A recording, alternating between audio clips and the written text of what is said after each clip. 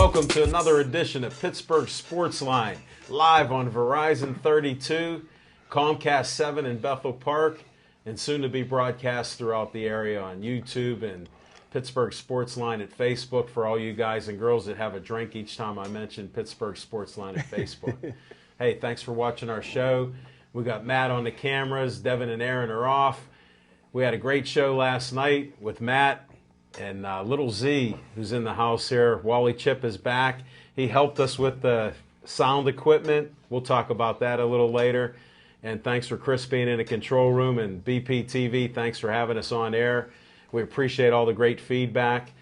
And for all of you that haven't watched the show, I know you guys know what's on our mind. I'm Al Levine, the Talking Machine, Chip the Prophet Hayner, Smoking Jim Frazier, and Zach Little Z Brenner. They just got in, believe it or not. Smoking Jim and Little Z had a little foot race, and Little Z didn't realize that Smoking Jim was a world-class sprinter. So we're going to start our show with what's on our mind. Little Z, welcome aboard again. What's on your mind? Welcome back, Zach. Well, when you guys finally get to hear the show from last night, you'll get to hear what I'm about to touch on right now.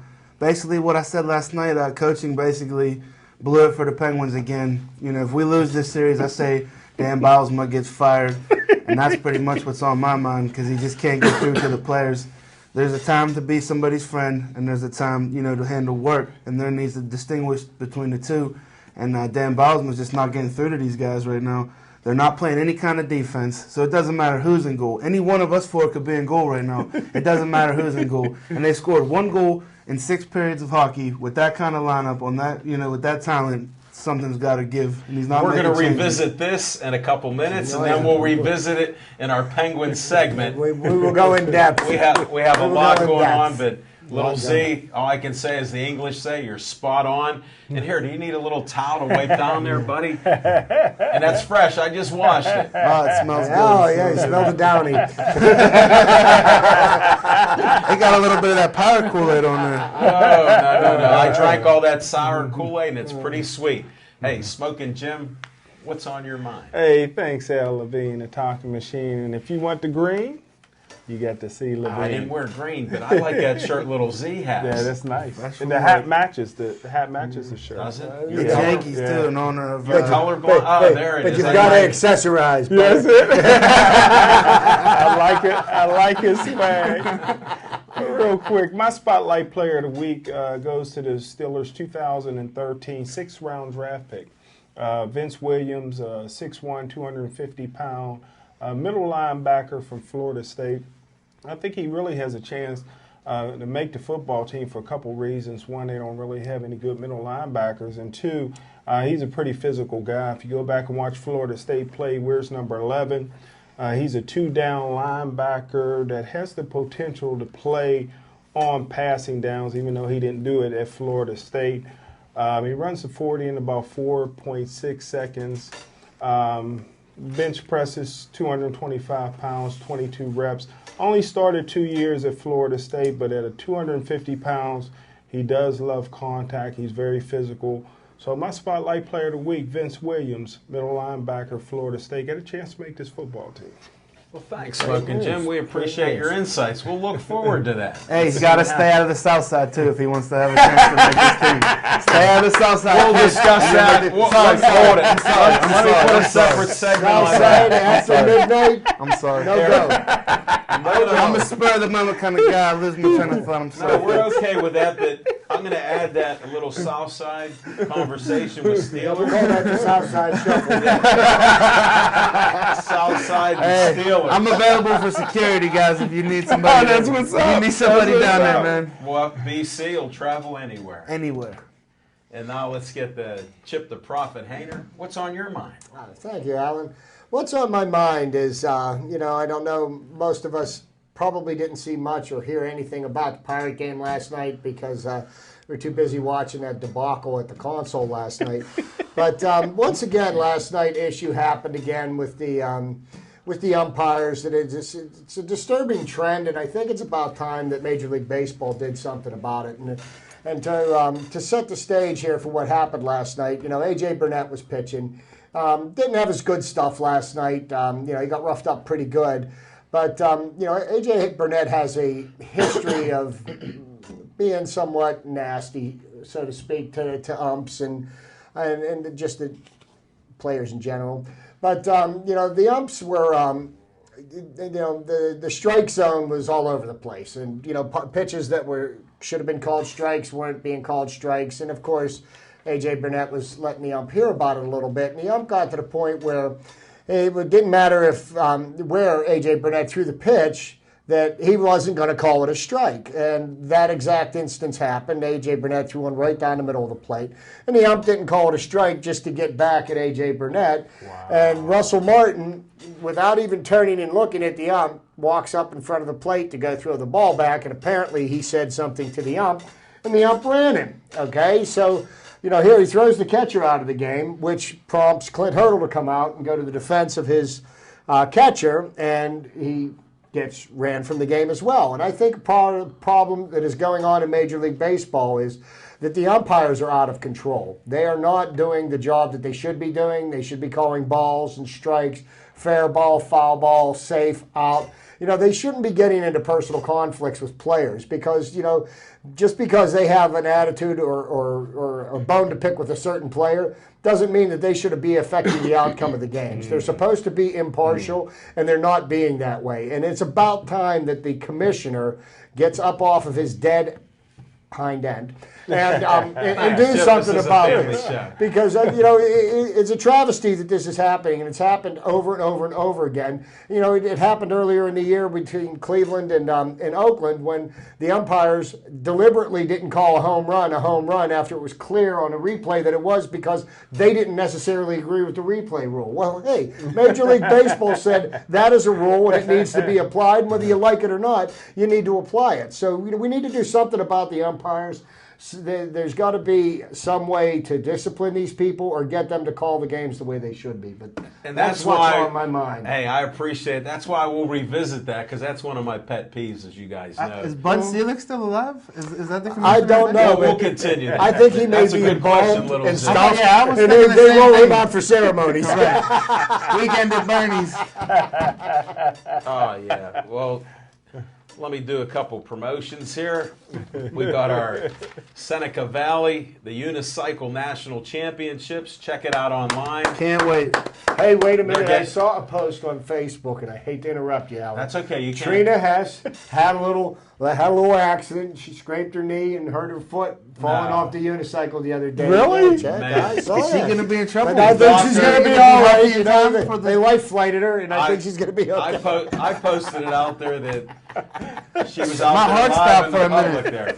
Well, she's a good person. Hey, I get hope well, she heals up. Trina. Heal up. I hope she takes that in the tongue in cheek because she's a good comedian herself. Bucket of ice water. We got to get her back on the show because this is July 21st to the 27th. You got to get raffle tickets, buy some tickets for the dinner there. If you want to compete in there, I can't wait to see little Z up there on a unicycle. I don't think it's for insurance purposes they're going to allow me to try that. I need my health. We'll move on there. I'll save a couple other things for later, but what's on my mind is Penguins, of course. You guys touched on it. I'm a fan. It's disappointing. We're going to discuss a little more about it. I predicted 5-1, so I do have to eat some humble pie here because it was the opposite, 6-1. I don't know what happened. And then I hear one of my good friends, Smoking Jim Frazier's, talking about the Pirates, and he's known to drop a wager every once in a while. Now, this was a bet that we talked about off air, that it wasn't really a bet the house bet, but his logic made so much sense that I don't know if I could say it as bookie paid him or whatever, but he did win on the Pirates. He was a winner, so he didn't care about A.J. Burnett and Russell Martin getting thrown out like I did. We're watching it, and I'm looking at him. I go, look, that umpire's swearing at Russell Martin. He was dropping the F-bomb. So if you can throw a player out for saying the bad word like they say, what happened to the umpire? So I'm going to cut to the chase. Hey, thanks for watching all this. If you want to call in and join the fun, 412-831-3304. Or give a comment or two on Pittsburgh Sportsline at Facebook. And now we're going to do a segment for all of you guys and girls that haven't watched. we're going to revisit what we talked about, because sometimes we talk after the show, believe it or not just on air. So we're going to talk on air about revisiting a couple of these points here. And I'm going to start with the baseball and the umpires. Go ahead, Alan. And Chip, part of the thing is they are supposed to be impartial. They are supposed to know the rules, and they're supposed to enforce them. It's like a stop sign. How many of you people here in Bethel Park, you got all these stop signs? What happens? You don't like the one at the end of your street, but if you go through it, you get a ticket. Good point. What about the red light right near me, where every once in a while people are zipping around and they get caught? Now, Bud Selig, I don't know who he is, but he's not in charge. So somebody in charge of umpires should correct them, or maybe you get the new umpires from the minor leagues. Well, here's a thought. Why, the umpires are off, a separate entity. Why doesn't Major League Baseball, take charge of training the umpires and authorizing them? Then they could also enforce discipline against the umpires, because I think, players aren't the only ones that should be disciplined. Okay? And if the umpires if the umpires are acting out of line, then they should be disciplined too. They should be suspended. They should be fined. I thought they tried that, though. They tried to bring in their own umpires, and it was a travesty. It was even worse than what we had now. Well, that was because they were locked out, the real ones. But that's because like referee. Here's what the ones got here's locked the out. idea. We brought in the Major League Baseball trained ones, and it was even worse than these other guys. Well, here's a theory that I have. You have rules in every walk of life here, or you have anarchy. So you don't want to have anarchy in a kids game where you're playing baseball, football, or whatever. So just go by the rules a little bit and have somebody that's actually in charge of the umpires. What are those rules, though? Because I think over the book. years, well, I mean, they're not properly passing these rules on from generation to generation. No, it's in the Everybody book. has their own rules. I grew up with 10, 15 ghost men playing baseball when I was a kid, because there was not enough kids in the neighborhood to play baseball. So you do the math. Everybody was imaginary on the field. So whoa, don't be that's what a bringing ghost up man about is. Brazil and her family right now. Smoking Jim takes offense Brazil to taught that. me good batting. Did you have posture. left field? If you hit in left field, it was an out, because we did. No, we didn't do that. Because we didn't have players there. Or maybe it was right field. Or you designate which field you weren't allowed to hit in. Mm-hmm. So we were a little flexible. And sometimes we only had a first and second baseman and a third baseman. Well, I was hoping somebody would tell me what anarchy meant, but anyhow. It's a show on one of the TV. Oh, okay. I thought that was Sons. Yeah, Man. they Anyhow, called Chip, Sons. Me and Al Levine, the talking machine, we're watching the game yesterday, but the sound is down because they have to sound up for the Penguin game. And I seen the pitcher throw a strike, and I'm waiting for. I'm waiting for the umpire to. And I'm wondering what's going on. And Al says the umpire just said a curse word. Next thing I know, they're throwing people out of the game. But yeah, it was clearly a strike, And it I was didn't watching. stop Smoking Jim from finishing the sausage. It and hurt the french fries. It hurt the Pirates, though, because when they brought in that other catcher, he has no kind of experience with A.J. Burnett, no kind of cohesion with him. And the whole point there is the umpires are not supposed to be able to affect the outcome of the game by deliberately. Now they're going to make mistakes on calls, their judgment calls, bang, bang, play. You're going to make mistakes, and that's part of human error. What the umpires are doing is they're imposing their will on games and deliberately affecting the outcome, and that shouldn't be allowed to happen. They might have money on it, like Pete Since Rose. we have a gambler in the house here, he wasn't upset one bit about that, especially the score is 4-1, 5-1. There's a couple homers. I may send a little bit to the umpire. No, you won't. I know Smoking Jim. He is not going to do that, folks, because he has to bet the house at least 6 times during the Steeler season or football season. So save up your house money. But being a conspiracy theorist, Yes, and like this is information that I just found out this afternoon. But do you remember 2 summers ago there was an umpire in Atlanta that blew the call at home that cost the Pirates a 17-inning game, and his name was Jerry Meals. The guy that was behind the plate last night was the second base umpire that night. Really? Mm-hmm. Well, I thought the umpire last night was Mookie Blaylock. Hey, Mookie Blaylock, I heard he was injured. Best luck, Mookie. Get recovery. Yeah, well, Mookie's also being charged with vehicular homicide as well. Yeah, he killed a lady. I didn't hear that. I'm sorry. He's been charged. Whether or not he gets convicted depends on if he can still afford to do it. I also heard that those 2 gentlemen, those umpires, were also on the grassy knoll when John F. Kennedy got shot.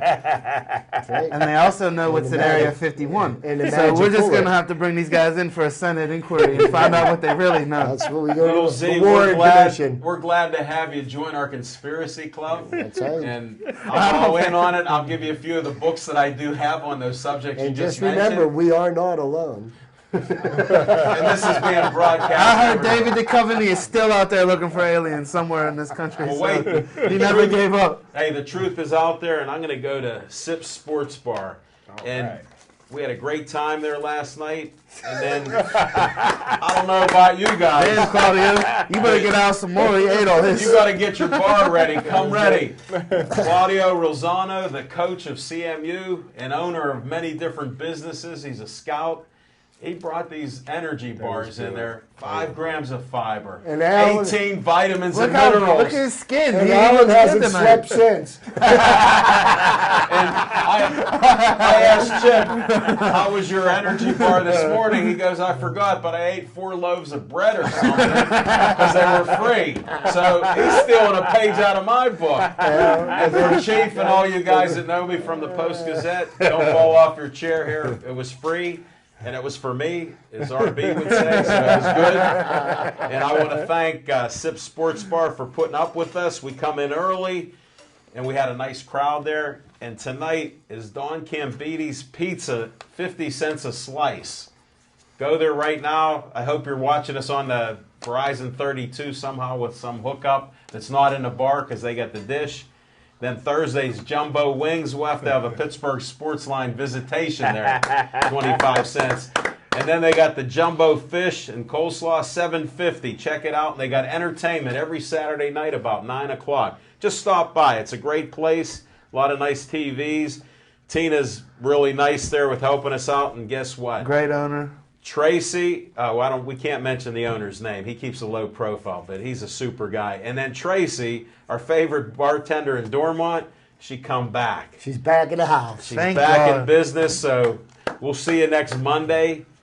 Same time, 7:30, 7:45. You can come join the show. And we had a special 2 guests. We had Lois Brenner there, and she seems to be related to Zach. She's claiming him as her son, so I appreciate it. And Mike was with her, who I met at a birthday party. We'll talk about that on a special segment there. I even have we'll bring that out later. We'll talk something about that. And now we're going to move forward with, we do Fiction and Fact from Smoking Jim's Almanac. Hey, thanks, Al. Appreciate that. Just real quick, a few years back, had a Hall of Famer come in and MC my banquet. Second largest banquet in the state of Pennsylvania, next to the Dapper Dan banquet, the Willie Sargent MVP banquet. Wow. And afterwards, I told him I would never invite him back because he's the most arrogant son of a gun I've ever met. But Who is this man? Marcus Allen. Marcus Allen was the MC, and he dropped some interesting things when he talked. He said that he actually was recruited as a defensive back to USC. No way. And in USC's defensive backfield was Ronnie Lott, Dennis Smith, and Joey Browner. And he would have been the 4th one. And he says what a lot of people don't know is they were looking for a tailback. And the tailback that was going to play tailback for USC, when Coach Robinson was the coach at the time, was going to be Ronnie Lott. Really? Ronnie Lott was going to be the next tailback. They had Charles White, and Ronnie Lott was going to be the heir apparent.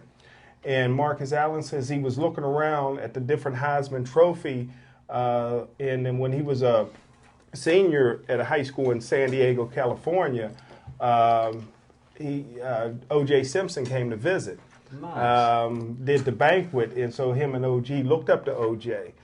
And Well, that was before a lot of the controversy, Well, the murders. well, he was with O.J.'s wife. That was so before the probably- juice went That probably loose. that That's probably before the triggered. juice busted That loose. probably triggered Whoa. some of the murders. But anywho, With no conviction. Hey, if the glove doesn't fit, you must have quit. That's it. That's it.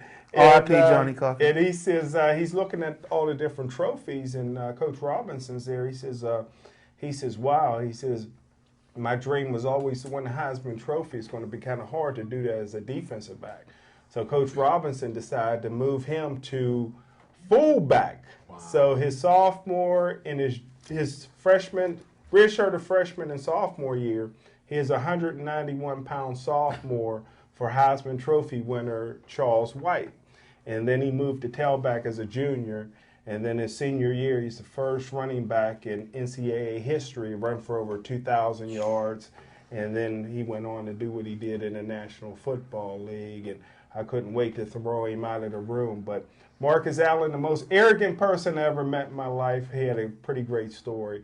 So we were real honored to have a Hall of Famer come and visit us at the Hilton. You know a lot of people for that to be the most arrogant guy. I find that shocking.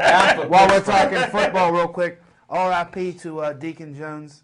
He was a great old-time veteran football player. I saw him play, Little Z. I never got to see him play, but I have a lot of respect for the old-timers. Can I say this? I don't want to start a controversy in Bethel Park. Wow, what happened? But the fearsome foursome was the greatest defensive line of all time, led by Deacon Jones and Merlin Olsen. Rosie Greer and Lamar Lundy, right? Lamar Lundy. That was it, the fearsome foursome. And that was extra fiction and fact with an assist from Little Z. And Chip the Merlin Olsen's one of my all-time favorite NFL player. I don't know if this is still the record because the great Ray Lewis, but Merlin Olsen had the record 14 Pro Bowls. 14 Pro Bowls. How many seasons? I think about 17 seasons. That's 14. Wasn't he on Little House on the Prairie, too? He was on that, but the brothers didn't watch that show. We was watching Good Times. Jefferson, we trying to move on up. I thought it was the Crosby show. Crosby.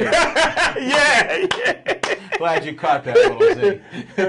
But Deacon Jones was a beast, man. Yeah. He was a beast. That he was. I even had his football card. And, Did he head slap you? He used to love head slap white guys. And according to Deacon, he probably was a career sack leader in the NFL, but when the fearsome foursome were terrorizing offensive backfields was before they started making the sack a statistic. So, yeah, there were some people that went back and they ran around 179 career sacks, but Deacon says it was well over 200. He was counting. It was kind of hard to find. It was all. But that was back in the day when that was their first move, was the boom boom to the side of the head of they dazed the offensive lineman and bull rushed past him. And that's when they had plaster Paris in their forearms too. That's defensive. No, they didn't do that. And all the guys were over 6'5" on that defensive line, and they had a quarterback, Roman Gabriel, that was 6'8". So they was a star quality team in those Los Angeles But that was back Rams. in the era when there was the awesome defensive lines. There was the Purple People Eater in Minnesota. There was the Steel Curtain in Pittsburgh. There was the Fearsome Foursome in L.A. That's true. And then I have a theory. It was a lot of the supplements that they got by their trainers. They brought up trays of supplements for these guys. Vitamins. I'm calling them supplements. And they helped them out because they were so warm when they played. They used to cut their sleeves off. So it's ironic that happened at that era, all these players. Well, there were so many great defensive lines at that time, like you said. Even the modern day, somewhat the modern day, the gang green with Reggie White and Jerome Brown and the bum Mike Golick. But Clyde, he's on TV. Yeah, Clyde Simmons was also there. But there could only be one best, and the best, in my opinion, was Fearsome Foursome. They averaged over 6'5". All of them was over 6'5". Great point. Lamar Lundy was 6'7". All of them were close to almost 300 pounds, some of them. And I tell you what, and also in that era, my favorite all-time defensive lineman of all time, I love him. I think he should be in the Hall of Fame. Toughest guy I ever watched play football, Lyle Alzado. Rest in peace. Whoa, there you go. But don't you think it's easy, though, when you have that four men on the line, though? If you have at least one superstar, they're going to get more attention. You're going to get two guys. You're going to get double teamed. Yes, so at least one guy on that line should get spring free and clean it up. If you have a superstar of that caliber. Lyle Alzado had Big Ben Davidson on the other end. He was a big mean guy. He was a mean guy. Ooh, Ben Davidson was tough. He had a nice beard, too. Yeah. He had to fear the beard. Well, Ben Davidson one time, I hate to Ben Davison Go one ahead. You time. got the fiction and Don't- fact. It's rolling. Don't forget, this is an an era when the Pittsburgh Steelers used to love cutting Hall of Fame quarterbacks. You know, Johnny Unitas got cut. They told him he never would be able to Len play. Dawson Len got Dawson, that's who I'm coming. Great point, Chip. Len Dawson, who was cut by the Pittsburgh Steelers, also in the Hall of Fame. The Oakland Raiders and the Kansas City Chiefs actually hated each other. And Len Dawson ran one time. He ran about 10 yards, got tackled. About 20 minutes later, here come Ben Davison sparing him, and that just started a big old brawl. So back then, you know, now you can't. You got to hit quarterbacks from the waist up. Back then, you could hit them from the top of their head all the way to the bottom of their Hammer feet. Williamson was out there. Yeah. Curly Culp and That's Willie it. Lanier. That's Oh, it. yeah. And don't forget the meanest guy, Big Night Train Lane. Wow. Clothesline. How many of those guys sustained multiple concussions and head injuries and They're a injuries? piece They of meat. can't They're remember. a piece of They're meat. done. They're Little Z, joints they are- can remember They're all there this. for my entertainment.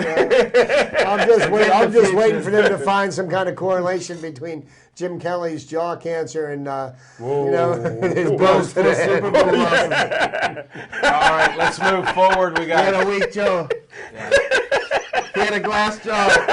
That's why they couldn't win in Buffalo. Sorry, Thurman Thomas. Hey, next week maybe I'll tell you my Jim Kelly story. We get a I hope you chance. do. East High Brady's school own. story about Jim East Kelly. Brady's own. Yeah. Maddie knows. All right, folks, we're going to one of my favorite segments here, and he teased this last night. That show from Sips, you'll probably see it next week. So Chip the Prophet Hainer was teasing us with, he had a lot of great Chip's Trivia Time stuff. So here it is, folks. Chip's Trivia Time. All right. Thank you, Alan. Yeah. Wanted to start off today with, the Pirates are on everybody's mind right now. The Pirates are playing very good baseball. They're starting to garner some interest, okay? So kind of like to go over some stats that kind of can speak to why the Pirates have put themselves back on the map. And the stats that I have that I found quite interesting were the team pitching statistics. And right now, the Pirates are ranked in Major League Baseball as the number 2 pitching staff in the major leagues. Number 1 is the St. Louis Cardinals, and their team ERA is 3.07. The Pirates' team ERA is 3.17. Wow. That's number 2 in the entire major leagues. Wow. Here's something that the Pirates, through Make-A-Wish Foundation, they are. I forget who the corporation is. For every strikeout the Pirates have, Pirate pitcher gets, they donate $15 to the Make-A-Wish Foundation. And this was Sunday was when I pulled these statistics. Pirates have 440 strikeouts by their pitchers. That's starters, relievers. That ranks number 5 in the major leagues. Wow, Not nice. too bad. The Pirates rank number 1 in Major League Baseball with 9 shutouts this year. Not too so shabby. far. They also lead the league with 24 saves for the year. So those are some pretty interesting statistics and kind of speak to why the Pirates are doing as well as they're doing, because they're 4th from the bottom in the National League in batting with a team batting average of 240. There's nothing but room for improvement there, and they are among the top 10 in the major leagues in home runs hit. They've hit 53 round trippers so far this season. So, for as bad as their batting average is, they're putting some of the balls out of the park. Now, we have. The first time Zach sat in on the show, I couldn't make it in. I was sick, and they jokingly called Zach Wally Chip. And Wally, and that goes back to a reference to a gentleman named Wally Pipp, who was the first baseman of the New York Yankees, who couldn't make it to the game one day, and they put in somebody named Lou Gehrig, who only happened to play the next 2,800 games in a row without missing a day.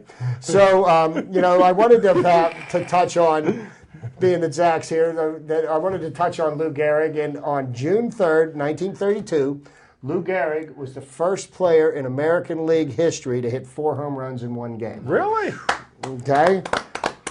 Pretty amazing statistic. Also on June 3rd, 1989, Nolan Ryan, my favorite pitcher of all time, pitched his 11th career one-hitter.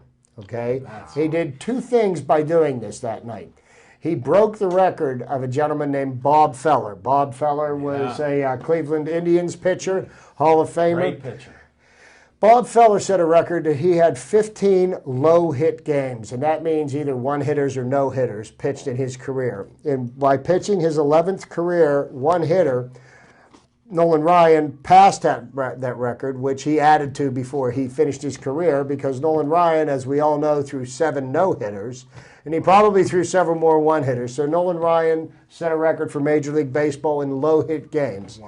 Wow. And the most amazing statistic that I found, and they're all pretty amazing. No, my friend Claudio and I had a very nice discussion about baseball. You get to see the show from last night, listen to our discussion. But Claudio and I both agree that we hate the pitch count in Major League Baseball. And, you see Major League pitchers pitch 5 and 6 innings and they get credit for a win. And, it's just one of the things that drives me crazy. Well, on June the 4th, 1968, which was also considered the year of the pitcher, the year after 1968 was when they lowered the mound by 6 inches. A number of reasons. Denny McLain won 32 games that year. Bob Gibson had an ERA of like 1.15 for the season. Wow. Don Drysdale, on June 4th, 1968, pitched his 6th consecutive no-hitter. That is 6 complete 9-inning games. Not 6. Shutout. Hitter. No, it was a shutout. Yeah, I watched it, buddy. Yeah, he pitched his 6th complete the record for shutout, which means he pitched 6 9-inning games. Now, let me just share a little statistics with you.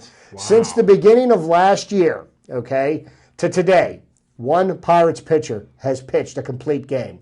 He pitched 6 in a row. But how many days rest? How many days rest between games? 4 or 5. Probably 4 or 5, no more than that. He pitched 54 innings of scoreless baseball consecutively. In 68. In 1968, yes, sir. Scoreless. Yeah. It's a record that still stands. I think he was up Now, there. you know what? I mean, Earl Hershiser may have beaten that. He beat it since. But Hershiser didn't do it in complete games. These were 6 consecutive complete games. Hershiser may have pitched 7 innings in one game. He get pulled.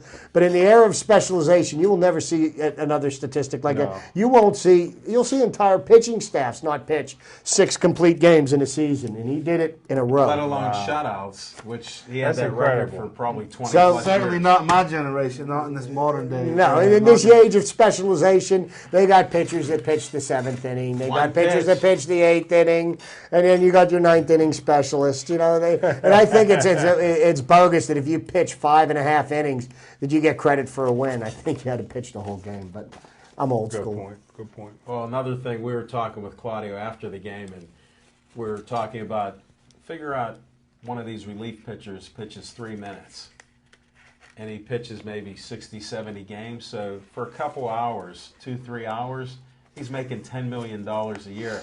So I told him, for all you folks out there that are baseball fans and you want your kids to succeed, make them pitch left-handed.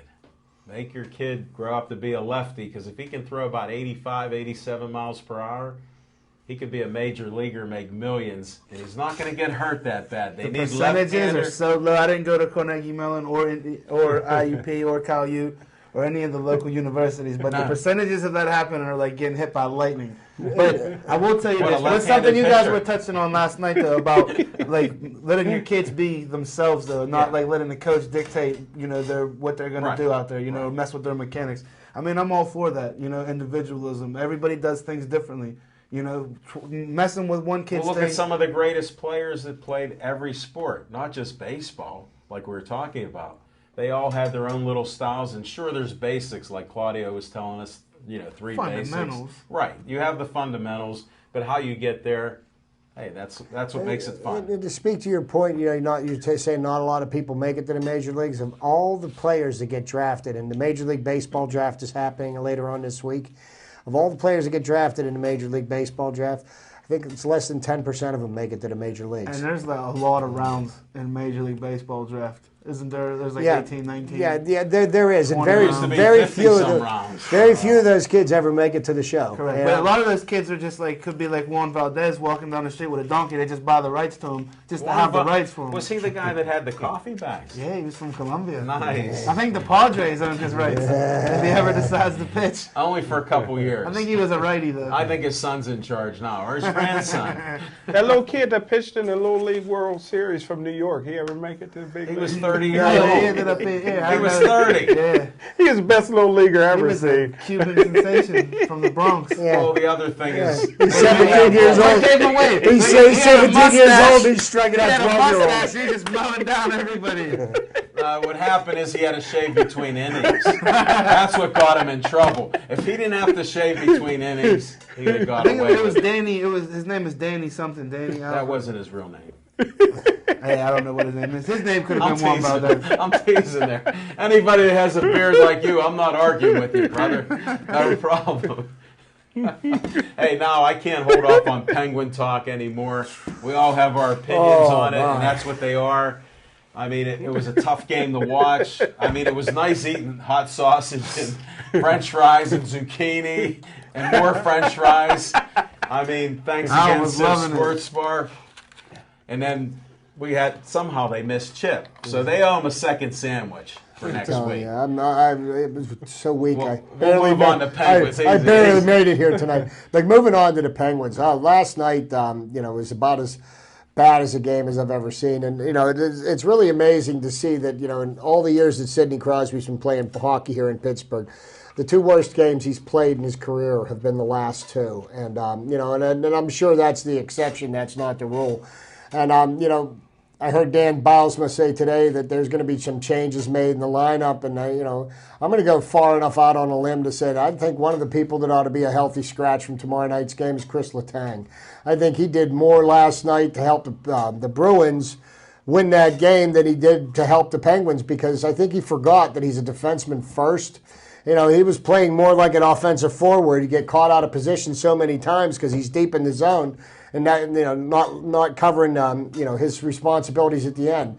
They pulled Tommy Volkun, and I think really they ought to start Fleury in net tomorrow night.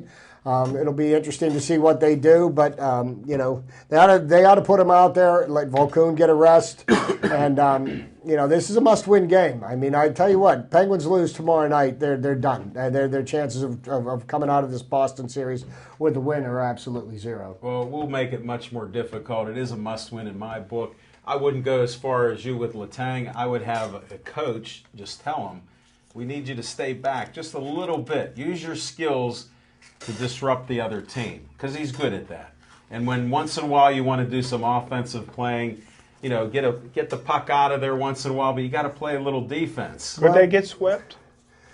Yeah, I'll tell you what, they play like they did. They played the way they did No, Saturday they're and still Monday. Definitely they can get swept. They're getting outclassed right now in all fundamentals. Right of the now, game. the better team is up 2-0. I mean, they've been completely outplayed and outclassed, and they're just being outworked is what they're doing. Because I'll tell you one of the things that Chris Letang is such a talented hockey player, okay, and he can do things that no other defenseman can do, and he can make passes that are just out of this world. But sometimes instead of trying to make the spectacular play, he needs to make the smart play, The average. and just let things take their course instead of trying to make the highlight reels, because by doing that they're turning over the puck, they're getting odd man rushes down there, and our goaltenders are getting pelted. You're kind of diverting a lot of the blame towards the players, but who's in charge of the players? Who coaches the players? Who's the guy up on the bench? Who's the guy getting paid Right, more but than the guy some of on the the players? bench isn't on the ice, and you know what I mean. I mean, the I coach can jump can on do the so ice much. real quick. I can get on the ice real You know what I'm quick. saying? Seriously, You real know, I quick mean, and serious, the real refs quick. might throw And you wait till out. we get back in the locker room. Wait till we get back in the locker room. I'm just saying. He just lacks emotion right now. To me, he's coaching a little bit like Mike Tomlin a couple years ago, where he's just taking it all in. Like, what are you taking in? Like, I'm taking it in. Like, you want me to call you and tell you, like, it's time, it's time to grab I think somebody. some of it- It's time to quit being, Mr. Nice Guy and start to, enforce some of the fundamental, they're getting away from it. I He got to needs take go a middle top of the to road hurdle. position on both of you, because here's what I think. If you train properly all week, like a lot of guys are players where you don't need that attaboy and go out there and John kill. Wooden's You know, philosophy. so my point is you taught them everything they're supposed to do. They have to go out and produce. Now, here's where the coach should come in. Have a little timeout or have a meeting whenever you need and say, wait a second, here's what we practiced all week. You guys aren't playing like we practiced. We had all this. Instead, you're headhunting with Chara. You're headhunting with all the Boston players. They had great hits on them. Here's But the thought, though. how does that help? Here's the thought, though. What if they're playing like they're practicing, and what if that's I what don't they're being believe taught? they are. I don't what think if they what are. what we're seeing Not is from the reports that I'm hearing. When they're practicing, all the things we complain then he's not about, getting through to them, This and then is they my need to point. fire him Now and you're get on my somebody point. else in there. Not yet. Michelle Terrian. If he loses, Oh, there you go. That's they why didn't I'm even at. want him at practices, but that's another story. He was mean. Part of the point Yeah, is, but look what Terrian did with the Canadiens. They went belly up in the playoffs this year in the first round. We've you know gone what? belly up too in the But, last. you know, bring but- Terrian but in, here's and his- then bring Bosma back at the end. Here's part of what the problem is I think, the Penguins have, everybody said that, the Boston Bruins do not like to be hit. And the more that you hit them, the more likely you are to knock them off the game. And I think part of the problem is we're focusing too much on trying to hit them and not playing our game. Last night, if you looked at the statistics, the Penguins had like 34 hits. I mean, they out-hit the Bruins by a significant margin. Yeah. But, instead of concentrating on hitting people, play your game.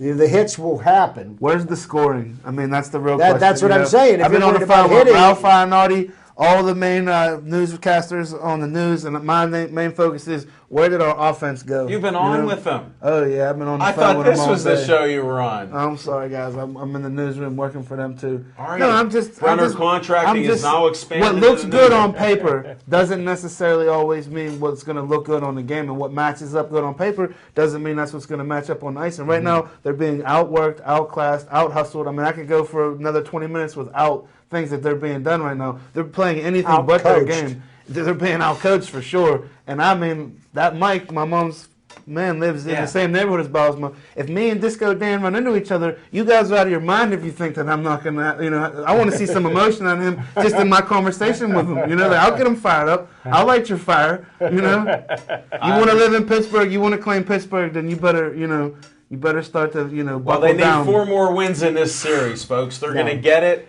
I know they're going to come back. I'm a believer. Alan, they need one win to start with. I'm a fan, buddy. It doesn't matter. 4 to get this series. They got the talent. They got the firepower. All they have to do is play like they're supposed to. Well, one good thing is if the Penguins can't win this series, There's no parade. your heart has to go out to pull for Boston because of what happened with the marathon. So if the Penguins can't win, I'm pulling And for Boston. there's to a win. theory, Smoking Jim, that whenever a tragedy happens in a certain 9/11. city, that city ends up winning whatever championship they're playing. Jim, let me share a little I know something what the with you. Black I'm, Hawks- I'm heading up to New England on the 29th of June, okay? And Boston fans are some of the most obnoxious Yeah, people. I that's true. find it hard to root for them, but Just certainly, against the Yankees. certainly what happened, in Boston was tragic, and Yeah. and certainly, they're the way they bounced back from it is commendable. But then that's about all the further I'm going to go. Hey, Chip, what happened down in Miami last night, Chip? What happened down in Yeah, Miami yeah, last I night? know. What happened down in Miami? Let's move that heat section He up. waved down in Miami last night, Chip. Let's go to the heat. 99-66. They ran the Pacers out of the gym. They ran them out of South Florida last night. And who was the star again? Who scores over 30% of the scoring for the Heat? the guy that puts the I in team, LeBron James. Hey, listen. More so than anybody at this table, aside from Smoking Jim and whatever he's putting in with the bookies or whatever, like I follow a lot of NBA basketball, a lot of basketball. And I'll tell you what, LeBron James, Dwayne Wade is hurt. He's not playing 100%. Bosh has disappeared. I mean, he does, for once in his life, he's carrying them right now. I don't know what's going to happen against the Spurs, but I know it's going to be one good finals for a change, and it's going to be worth watching on ABC. Little Z, you might have missed some of our earlier shows. I'm not a big basketball fan for numerous reasons, but I picked the Heat. When we do our predictions, the Heat, they're one of my teams. Whether I like the players or not, I think they can win it yeah, all. Chip, LeBron James Go is Heat. no Michael Jordan. But I will say that I had the pleasure in my generation and my era to get to watch a majority of that man's greatness live and in color. And I admire your passion. Right. I mean, Right. and as passionately as you'll be rooting for LeBron and the Miami Heat, I'll be doing the same for Tim Duncan and the San Well, Antonio at least say Spurs. Blair. At least say DeJuan Blair then. I mean, root for Blair then. I will root for the San Antonio Spurs, and DeJuan Blair is a Pittsburgh product, and I hope that he does well. But I'll tell you what, of all the players in the NBA, the one that I admire the most is Tim Duncan. This is a gentleman who's done nothing but, he's a class act from the time he was a rookie till now. He's got 4 rings on his hands already. I think he's I'd like to see him go out with 5. Too bad his wife ain't coming back. Yeah, his wife ain't coming back. She's with Brazil right now. And They're on folks, vacation. that's what's great about our show. They bring the personal issues up here that may affect the play on the court. That's why Miami Heat, he's distracted right His now. wife wanted a little bit more emotion. Greg Tim don't show Popovich is much the best emotion. coach in the Tony NBA. Tony Parker lost his wife. Yeah, he sure Tim Duncan did. lost his wife. Hopefully, DeJuan Blair's with one of their wives. He lost his That's why wife he years can't get ago. off the bench. Hey, I would take being on the bench, making his check, and being with one of the star players' wives. Because every time that's a win-win. Because that would explain it. Because every time he plays well. But for some reason, he got in the doghouse. But I tell you what, I've seen that. What, Eva? He has Yeah. no ACL, no MC, he has no knees, so he's a beast. No MCL, Yeah. no ACL. He wasn't supposed bone to on even bone. get this Sounds far. sort of like Heinz Ward, one of our favorite players, but not Smoking Jim's favorite player. No MCLs. And he played well for a while. He sure did. And as we move further, I got a little program to show you. I always like bringing. Hey, just Little props. got a clip from Big Mike from New York. Did he just send you a sent flick? He a sent a photo, picture. yeah. What is it? Because I don't know. Here, little Z had a birthday. We talked about it last night. Since the show's not going to be up for a little while, I just wanted to give a highlight. This is the Meadows program. Little Z had his birthday party out there. He invited me. We were right at trackside, sitting on a beautiful evening. I don't know. This is what the official program looked. This is actually 50 years ago, folks. The anniversary is June 28th, 1963. So that's quite a program there. And there's a few of our That's a nice ball. horse racing statistics. Little Z learned some things from a tutor there. Some guy gave him some stats, and he did pretty well. But his brother, that's the guy I want to talk about. His brother Addison come to the track, didn't know anything, and he walked away a winner, folks. So we'll have to have some more segments on the Meadows and horse racing. And a little trivia, you have Roger Houston, the track announcer. And for all you guys that like to hear at the Meadows, he was a pit announcer, Pit Panther football announcer. And there's a saying he had, what was that, with Hugh Green? He'd announce, I can't do it, folks, but he had a heck of a voice for that Hugh Green call that he gave. And he's a great announcer, folks. When you said pit, I thought you was going to say pit bull. No, it's dog fights. No. No, he was out at the Post-Gazette Pavilion with Kesha. Yeah. All 5 people that went to that show. I guarantee you there was more than 5 people, but a lot of them probably had their heads shaved. 7,000 at the Post-Gazette Pavilion. That was it. Wow. Hey, that's Stips. at $25 a ticket. You do the math. I mean, I would love to be getting that check. Hi, Kisha.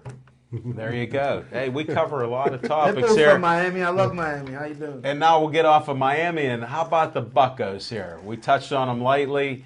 I mean, they've exceeded my expectations so far, having the best April and May.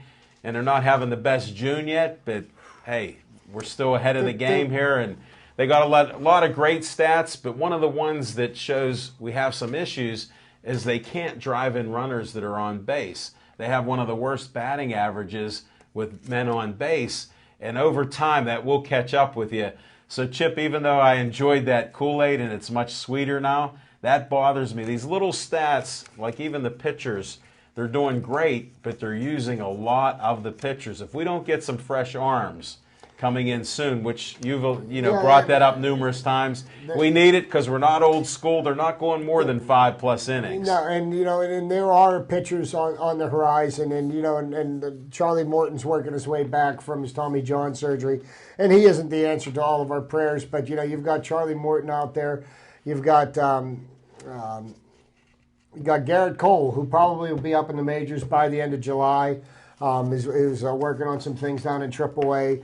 Karstens was put on the 60-day DL, so you're probably going to be looking at him later in the summer.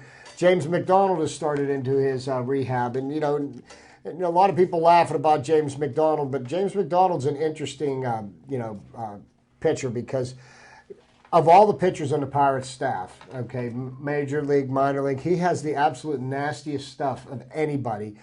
He's got something going on up here that they need to get his head screwed on straight. They're starting to work on redeveloping his arm strength, whatever was wrong with him. They're working on getting that straight. But if they could get that guy's head right, the first half of last year. Psychologists now that specialize in trying to get these guys to overcome whatever. The first half of last year, he was as good as any pitcher in the National League, and he completely fell apart. It doesn't in the always second work. half. That's the thing. The sports psychologists, like coaches, can only do so much. When you have the guy in shape and he's able to throw some of that nasty stuff that he has, you need that mental edge. Well, he has to learn to pitch from the stretch a little bit better too. But also, you know what? It has to come from in here too, because the person's got to want to do it. There's only so much that somebody else can do for you, but you got to reach in deep, dig down deep inside yourself, and and pull it out. But there is some help on the way.